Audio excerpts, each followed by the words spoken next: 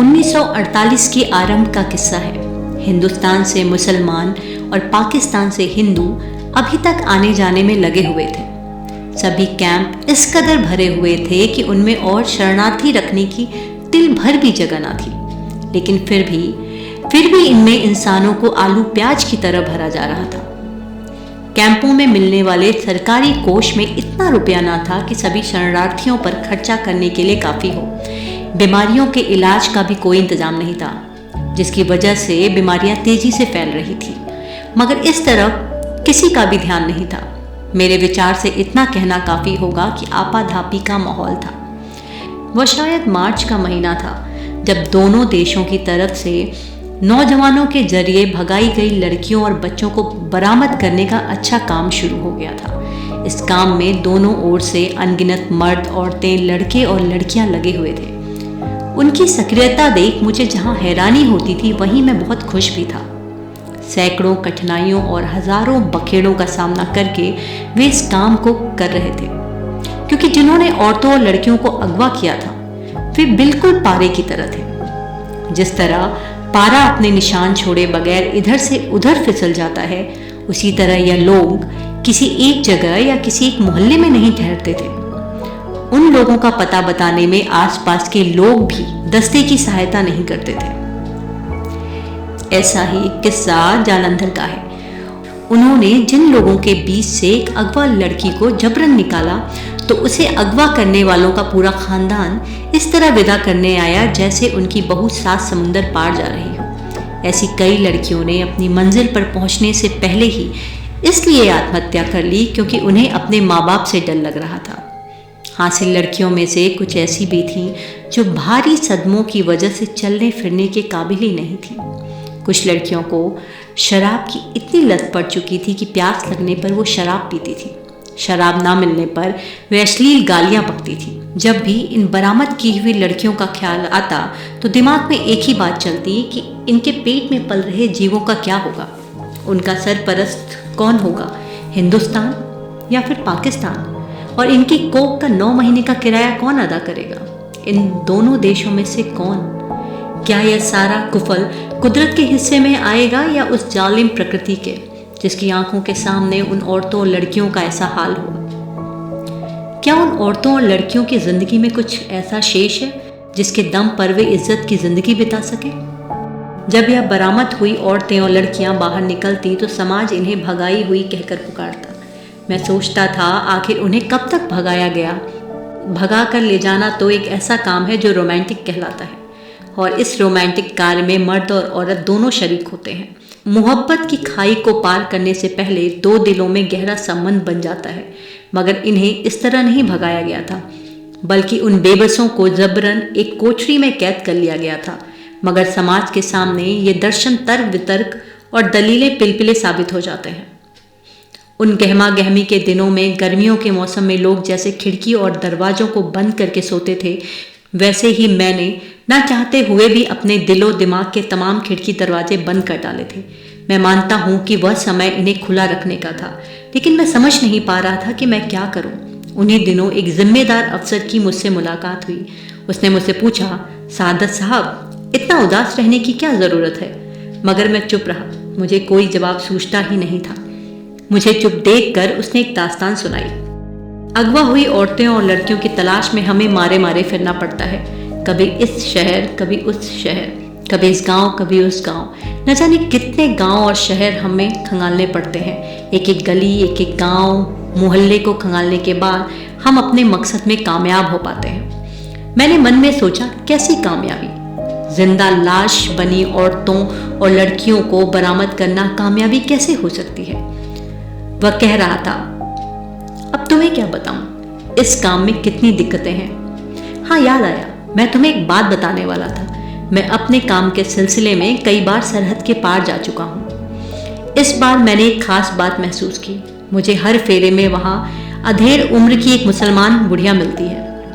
उस बुढ़िया को मैंने पहली दफ़ा जालंधर की गलियों में देखा था। उसकी नज़रें हर वक्त किसी को खोजती रहती थी। काश आप उसकी हालत देखते, बड़ा बुरा हाल था। उसे न तन का होश था, न उसे अपने मन का। उसके बालों में धूल व गर्द अटी पड़ी हुई थी, कपड़े फट गए थे। उसे एक नज़र देखकर ही पता चल जाता था कि उसका दिमाग ठिकाने पर नहीं है। हमारे विभाग की एक बहन से मुझे पता चला कि वह बुढ़िया पटियाले की रहने वाली है। उसकी इकलौती बेटी बंटवारे के हंगामे में खो चुकी थी, जिसे ढूंढने के लिए उसने हर कोशिश की, मगर कामयाबी नहीं मिली। बहन के विचार से वह बलवों की भेंट चढ़ गई थी, मगर वह बुढ़िया अपनी बेटी की मौत को मानने के लिए तैयार नहीं थी। बेटी के ना मिलने से उसे ऐसा सदमा लगा कि वह पागल हो गई। दूसरी दफा मैंने उस बुढ़िया को सहारनपुर के बस अड्डे पर एक लॉरी में बैठे देखा। उसकी हालत पहले से ज्यादा बुरी हो चुकी थी, होठों पर सूखी पपड़ियां जम गई थीं। मैं उससे मिला और कहा, माई, क्यों इस अंधी खोज में लगी हो? तेरी लड़की अब जिंदा नहीं है, उसे दंगाइयों ने मार डाला। बुढ़िया ने मेरी तरफ देखा और कहा, नहीं, ऐसा नहीं हो सकता। उसने मजबूत लहजे में कहा, उसे कोई नहीं मार सकता, मेरी बेटी मरी नहीं है, अभी जिंदा है। कहने के बाद वह अपनी बेटी की खोज में चल पड़ी। मैंने सोचा, कैसे दीवानगी छाई है इस बुढ़िया पर? क्या कोई इसकी बेटी को नहीं मार सकता? क्यों उस पागल बुढ़िया को उसकी मौत का विश्वास नहीं आता? क्या उसकी बेटी रूहानी ताकत की मालिक है, या फिर उस बुढ़िया की ममता में इतनी ताकत है जो उसकी बेटी पर किसी दंगाई ने तलवार नहीं उठाई होगी? वह अपनी ममता की जिस अंधी खोज में लगी थी, उसे देखकर मुझे दुख होता था। अगली दफा जब मैं उससे मिला, तब तक उसके कपड़े तार तार हो चुके थे।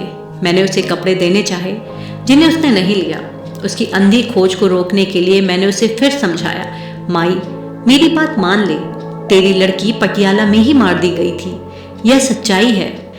बहुत दुख झेल लिए तुमने, अब मेरे साथ पाकिस्तान चलो। उसने मेरी बात को अनसुना कर दिया और बड़बड़ाने लगी। अचानक वह चौंकी। उसने पूरे यकीन के साथ कहा, नहीं, वह जिंदा है, उसे कोई नहीं मार सकता। मैंने पूछा, क्यों नहीं मार सकता माई? तो बुढ़िया ने जवाब दिया, क्योंकि वह बहुत खूबसूरत है। वह इतनी खूबसूरत है कि कोई उसे मारना तो दूर, थप्पड़ मारने की भी हिम्मत नहीं कर सकता। बुढ़िया की बात सुन मैं सोच में पड़ गया। दुनिया में ऐसी कौन सी माँ होगी जिसे अपनी औलाद चंदे महताब नजर नहीं आती? मगर जो हंगामा इस वक्त दोनों देशों में मचा था, उसमें हर खूबसूरती इंसान के खुरदुरे हाथों से तबाह हुई थी।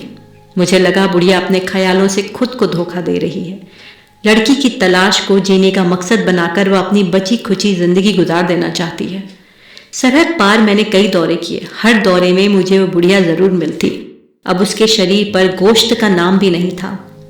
आंखें इतनी कमजोर हो चुकी थीं कि टटोल टटोल कर चलती थी, मगर बेटी की तलाश में वह जगह जगह भटकती फिरती। अपनी बेटी की तलाश में वह मारी मारी फिर रही थी, क्योंकि उसे यकीन था कि उसकी बेटी जिंदा है, क्योंकि उसे मार देने की हिम्मत किसी में नहीं थी। तब एक बहन मुझसे बोली, इसका दिमाग सदमे की वजह से खराब हो गया है, इसे समझाने से तो बेहतर होगा कि तुम इसे पाकिस्तान के पागल खाने में भेज दो। मुझे उनकी बात जच गई। हालांकि मैं जानता था कि उस बुढ़िया का सहारा पहले उसकी लड़की थी और अब उसकी तलाश में बुढ़िया का सहारा छीनना नहीं चाहता। मैं उसे पागल खाने की चार दीवारी में कैद नहीं करना चाहता था। मैं जानता था उसकी जिंदगी के मरुस्थल में उसकी अंधी खोज, जिसके लिए वह न जाने कितनी दूर तक पैदल सफर करते हुए भटक रही थी।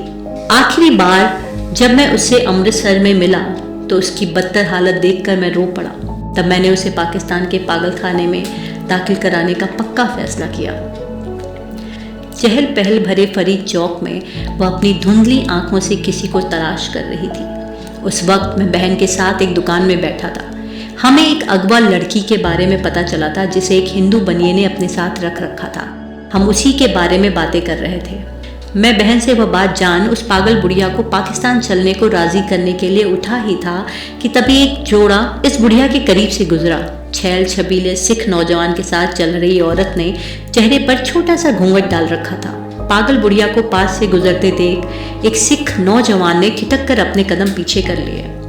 उसने अचानक साथ चल रही औरत का हाथ थामकर औरत से कहा, तुम्हारी माँ।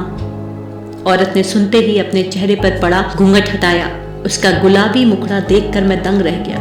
मैंने आज तक इतनी खूबसूरत औरत नहीं देखी। मैं उनके एकदम पास था, इसलिए उनकी बातें आसानी से सुन रहा था। औरत ने पल भर बुढ़िया को देखा और फौरन घूंघट में मुंह छिपाकर सिख नौजवान की बाह थाम ली और फिर बोली, चलो यहाँ से। जैसे ही दोनों आगे बढ़े, बुढ़िया चीखी, भागमरी, ओ भागमरी। मैं परेशानी के आलम में उसके पास गया और पूछा, क्या हुआ माई? तो बुढ़िया ने कांपते हुए स्वर में कहा, वो आई थी, मैंने उसे अभी अभी देखा।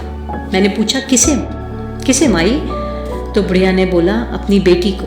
तो मैंने उसे झकझोरते हुए कहा, मगर माई वह जिंदा नहीं है। तो बुढ़िया चीखते हुए बोली, नहीं, यह सच्चाई नहीं है। उसे यकीन दिलाने के लिए मैंने कहा, खुदा की कसम माई, मैं सच कह रहा हूँ, आपकी बेटी जिंदा नहीं है, खुदा की कसम।